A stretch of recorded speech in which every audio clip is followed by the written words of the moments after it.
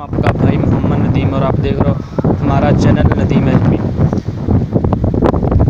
Guys मैं आज अपने दोस्तों को मिलने जा रहा हूँ। मैंने सोचा कि एक वीडियो बना लूँ, अपने भाइयों को भी सब दिखा सकूँ।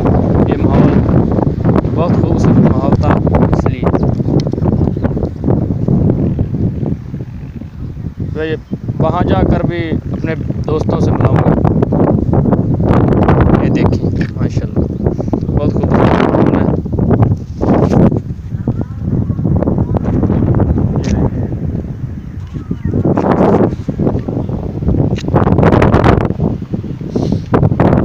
इस गाड़ी पे जा रहा हूँ।